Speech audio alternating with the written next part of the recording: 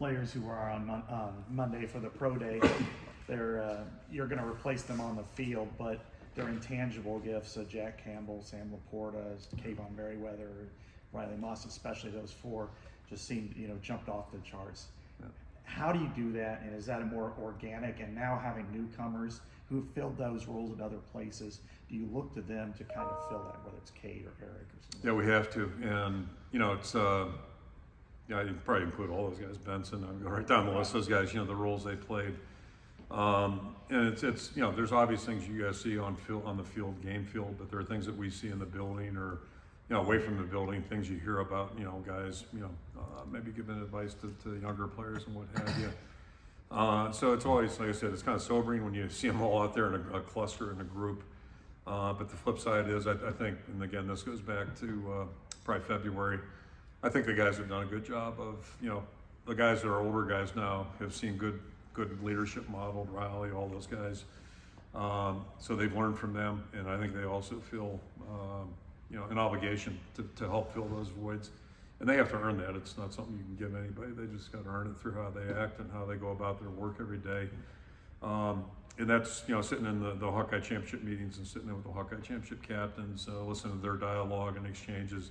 See a lot of positive things there and a lot of growth. And you mentioned somebody, Cade, who, just looking across the field at him, sure struck me as a leader, and watching him on film going into that game struck me as a leader of a really good football team. So that's kind of an added plus when you can have somebody, join your team like that who's got that experience already. But all that being said, he fully realized he had to come in here and earn it with this team and this group of guys. He's done a great job there. Yep. Speaking of which, what's kind of his availability this spring? Is it kind of piecemeal, or is he full throttle? Yeah, no, he's not full throttle, but he's still coming off the rehab, the surgery. Good news is he's been throwing some individual stuff, just throwing on his own, but he's able to do some 7-on-7 right now. So as long as there's nobody around him, I think as long as he's comfortable, we're going to let him, participate in that. He's not going to move around a heck of a lot right now. I think we're still probably a month and a half, 2 months away from him being full speed, but he's able to do some things like that. And we're a little short in the line right now. That's, there's always a challenge every spring right now. It's our offensive line, so it gives us a little more time for 7-on-7. I think that's been great for him, and he's learning the system most importantly, but also, getting to communicate and actually do some throwing with the guys. Along those lines, Eric Hall, what's his availability this spring like? Yeah, that's positive. We weren't sure initially 2 months ago, but he's really come along really well. I think the first positive thing, he went skating. I think it was in Cincinnati still, back at Christmas time. So that was a good time, but he's really progressed well. We'll be smart about how much he works, just not to overdo it right now, but he was full speed this morning. We expect him to be out there all spring. Yeah. Who else is maybe out this spring? I know we saw Noah Shannon recently, and he was said he's going to be out. Are there if we got enough time, yeah. It's no, I mean, literally, we got like I said, about close to a dozen. I think about 10 surgeries that we had. Either in January, and we've had a couple since, and had a foot injury, Jake Bostic, unfortunately. And then we've got, probably another 10 or a dozen soft tissue, issues that we're dealing with right now. And when you train hard, things are going to break down sometimes. That's one of the, how hard do you train, how, all that stuff. But it's one of the byproducts. So hopefully we'll be getting some guys back. I mentioned we're a little thin in the offensive line. Hopefully we'll get a couple guys back here next week or the week after, and that'll, be able enable us to, ramp things up a little bit more. But, we'll just adjust where we have to. I think today went well, and just try to, look at the big picture and not sweat out every little detail of what's going on today, but keep the big picture in mind. Kelby on the 2 deep. What have you seen from him that has really impressed you? Yeah, well, 2 deep, but almost by default. And I don't mean that in a derogatory sense by any stretch, but he's really improved. He kind of came alive, and I mentioned, spring's always fun to see what stories. I thought he came alive during bowl prep the month of December. He finally seemed like he was gaining some traction and showing up in some areas that maybe we hadn't seen before. And, prior to that, he's on the scout team for the 13 weeks before that. So that's a nice phase where guys that maybe are working on scout teams get a chance to get looked at. And, he's always been a good athlete. Now he just seems a little bit more comfortable. And I don't know if he'll where he's going to factor into the playing component part of things, but I could see him on special teams and maybe gaining traction there. He's off to a good start. In regards to the player lawsuit and the recent news of the settlement, what do you just see as the next steps for the program as, I guess, like that chapter is now closed? I think that's been resolved. There's really nothing more I can say about it, and our focus has been on what's in front of us, and I think we're in a really good spot right now. Our plan is to stay vigilant, just like in every area of our program. Just to follow up on that, Kirk, we haven't spoken to you since you released this statement, but you said the decision to settle was dismissed with prejudice. Why did you believe it would be dismissed? I'm sorry? Why did you believe it would be dismissed if it had gone to trial? It's my opinion, and I was very involved in it, and worked very closely with the legal experts on the whole thing. So that's my opinion. That's what I stated. I said it's been resolved, and there's really not much more I can say. Kirk, do you feel the communication was where it needed to be between you and everybody involved with Iowa? Are you satisfied with that? It's it really doesn't matter what I think. The matter is resolved, and we're moving forward. This is the first time that we've talked since Brian Ferentz had his designated performance objectives added. What was the process behind that, and was that something you were supportive of having in there? That was really between Gary and Brian. That arrangement, Gary supervises Brian for obvious reasons. So, that's really the same thing. It's in the books. We're moving forward, and that is not something we're thinking about. We're thinking about our whole football team having a great season.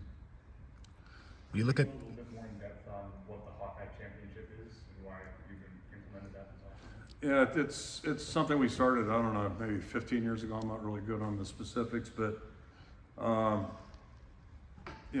have a habit of like collecting articles, just throwing them in a file and then read them on airplanes, things like that. And I believe it was a strength coach at Kent State. I think they were doing it, Kent State football at that time, probably 15, 20 years ago, like I said. And he had been at Southern Illinois, if I remember correctly. But anyway, took that up there, read about it. Sounded pretty interesting, so we brought it back here and talked about it as a staff, and then we shaped it up, and it's something we've been doing for quite some time. But basically, our players elect 12 captains. It's varied a little bit every year, but right now we've kind of settled in 12 captains. About a week or two after we start the winter program, then those captains draft teams, and we set up competitive things. There's a performance component to it in terms of what they're doing in the winter program or even summertime, but also with that is academic performance. Basically, if you want to win, basically if your team's dependable, reliable, and consistent, consistency is a big component. You get a lot of points for that. Community service, a lot of different incentives, those types of things. So, it sounded like a good idea at the start. I think one of the neat things we've learned from it was it's like everything, you learn things after you do it or try it.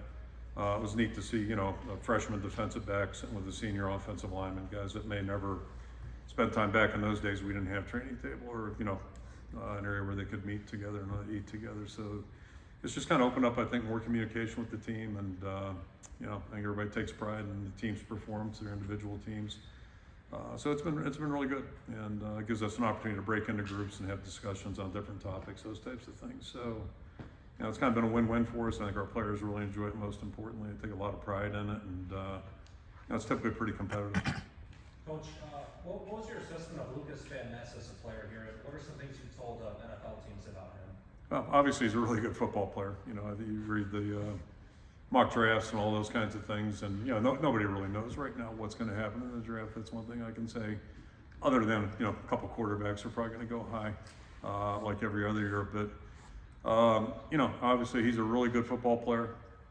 It was great having him on the team. I was just talking to somebody. I remember, it seems like yesterday, it wasn't, but first time I saw him was in the library at Barrington High School, whatever it would have been 4 or 5 years ago. And I knew his sister went to school. The coach up there, Coach Sanchez, says, his older sister's a freshman or sophomore business student at that time.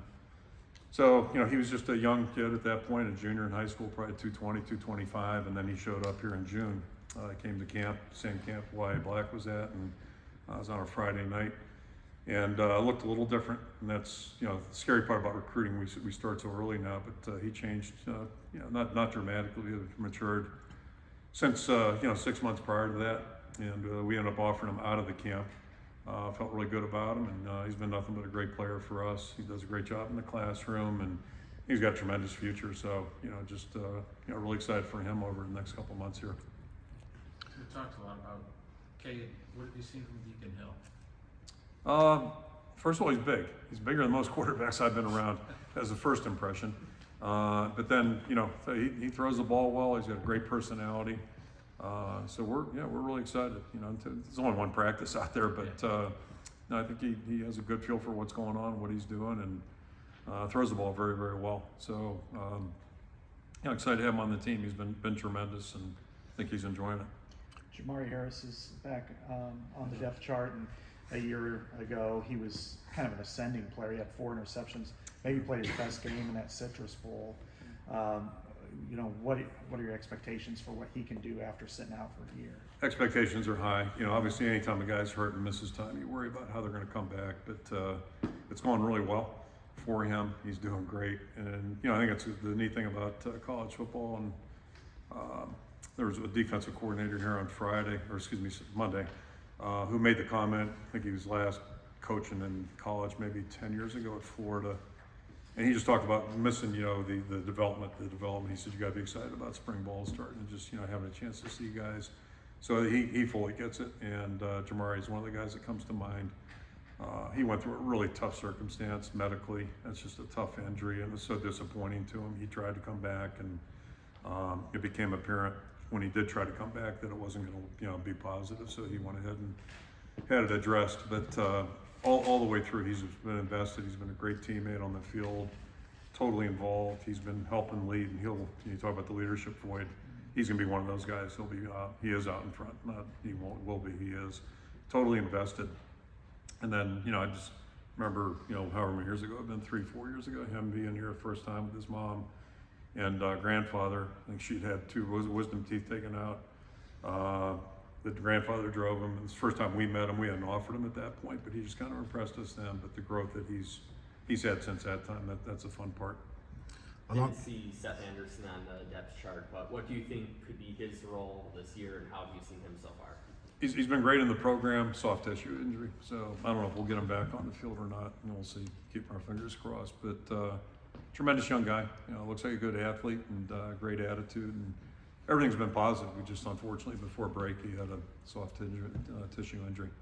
Kirk, could you see any circumstance where Cooper gets a look on offense this spring, or is that just hype? Yeah, if we had more guys, we would have done it last year too. You saw what happened when we took him out. Sure. So it's, our cupboard's not quite as full as maybe some other people's, and that's, Cooper could play anywhere on the field, I think, on the perimeter, offense or defense. I believe that. Any of the 5 DB positions, and probably, I wouldn't put him at fullback, but, thought about quarterback. Believe me, we had Labus in the bowl game, basically, right? That was it. So, it's him or Sam. But yeah, he's that kind of athlete. He's just a really versatile, tremendous athlete. And, if we had that opportunity, but right now we're not even thinking about it. We're just trying to get a 1 deep figured out right now.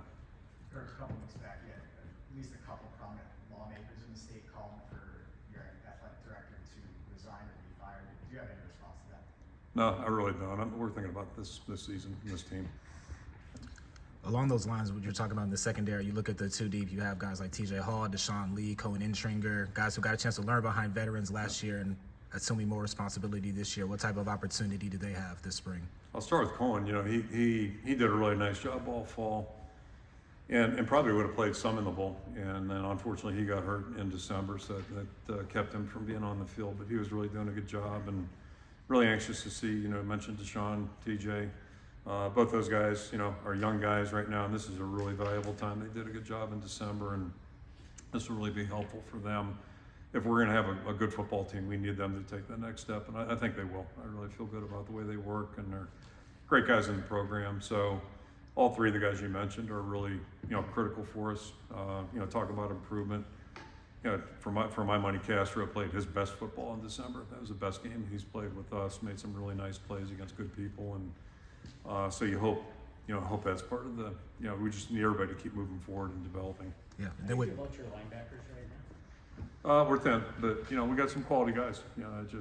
Start with the it's easy to pick Jay out because Jay played a lot last year, and he's just really been a guy who's ascended in the program. To think we're going to replace Jack Campbell's like not realistic. We don't have a guy like him, but the group I'm excited about, and just cherry pick. You got Jay, Carson, and Kyler Fisher, and Kyler the same thing. We really see him ascending right now. Carson's a guy that's really intriguing. So this spring will be really important for them. Jaden Harrell, this will be a good opportunity for him. Talked about Kelby earlier, and so it's a good opportunity for all those guys to move forward. And that is one position where we have a newcomer coming in June that I think is a pretty established player. I'm not saying he's Cade, but it's very similar kind of background that way. Kirk, we got the chance to talk to Cade a couple weeks ago, and he said it's really refreshing getting the kind of support from Brian and John Woodmeyer, just from them asking for his feedback on certain plays and the offensive philosophy. I guess just from your perspective, how have those meetings happened throughout the course since he's gotten to campus, and I guess what's the optimism that the offense is just trajecting on the right path? Yeah, to start, I'll give you a quick just picture of things. So you go from the last Saturday in July, we had 20 prospects on campus, 18 of whom, at the end of the meeting, we briefed on all 20 guys, and I said, okay, so let me get this straight. 18 of the guys out of the 20 have not played a snap of junior football yet in high school, and 2 other guys hadn't been playing as a sophomore. And I don't, it's just the world we live in now, so I'm not complaining about it, but I'm just stating in fact. But the comparison I give you, you take a guy like that, and then you play a guy, or sit down with a guy who's beating us in the championship game 2 years ago. Just the conversations are different, and that's where it's kind of a neat opportunity in some ways. I'm not totally anti-portal or this transfer stuff in that, it made perfect sense for him. And we've had quarterbacks leave here and find better homes, or find homes, if you will, where they're able to finish out their careers and do really well. And I think that's just how it worked for Cade. But you're talking about a player now who's actually been out there playing college football and done a lot of good things. And so I think that the level of this conversation is a little different, and level of expectations a little different too, both ways. What he expects from us and what we expect from him. But it's a real contrast, and that makes things interesting, quite frankly. Your offensive line took a lot of lumps last year, some growing pains, and some didn't develop quite the way you wanted them to. Where do you see things right now, and do you think that trio of juniors who started every game last year can take that next step, and then where does a Dejon Parker fit into this? Yeah, so a couple aspects there. I am confident. I think I hopefully shared that in January, but I've seen certainly more film now since then. Yeah, the more I watch now, you can't, especially in the offensive line, it's just hard to duplicate experience, and whether it's playing or else practicing. I think that's really where, and I went over the litany of challenges that we've faced the last 2 years probably with that group, and continue to face, because again, we're a little thin right now. I wish we weren't, but we are. Because from my experience, the only way you get better is going out there and you got to practice, you got to rep it, and just get better at developing your skills. Plus, physical maturity helps. But I still remain very cautiously optimistic. If we can get what we need to get done in reasonable fashion, I think we're going to be just fine. But I'd be stating, I'd be misleading if I said the last 2 years have been the standard we want or hope for. And it is what it is. Obviously, Linderbaum played really well. We've had individuals play well, but for that collective, what we're looking for, we're not there. And I just talked to a young player that was in the game against Illinois. I just asked him this morning, I just had to look at the film yesterday, and what were your 2 worst plays? And neither one of them had anything to do with physical. It was all mental. I'm not sure who he had, so he didn't really block anybody. And next thing you know, we got issues, and just it's things like that. It's hard to be a good offensive football team if you don't have the confidence to know what your role is, and then just do it and let the system work for you, that type of thing. And that's kind of a good illustration, I think, of some of the challenges that we've had. And there are other times where we don't block or finish the way we need to, and I think that's going to be our next step. But the key is going to be getting guys out there where they can work at it long enough and get the reps they need. I'll end by saying this, Nick Young's had a really good out of season. He's had injury issues since he's been here. He's had a really good out of season. You can just see him right now. Today was only our first practice, but the confidence that he just seems like a different guy right now, because he feels confident. He knows he's trained and ready to go. So those are the kinds of things we have to do. We have to take those kinds of steps individually and collectively, and I'm confident we will as long as we get those guys on the field. Yeah. Along those lines, what do you see as the next step for Logan Jones after kind of being thrown into the Just fire keep playing. last year? I mean, he does so many good things. And there's not that he, I talked to him about getting his hands up quicker. You will see times on film where it's not natural yet, but he will. He will. It's just he's got a great attitude. He kills the out of season program. Everything he does, he's just a guy who's always out front, working and pushing. And so it's just a matter of, I think I said this before. We all kind of got sucked into it last year. He just does things with such proficiency. We're playing our first game last year, and I totally forgot that he had never played college football, and that's still a big hurdle. It's a big step for a guy. So he's taken that step now. You can really work on getting better and keep improving, and he's driven that way mentally.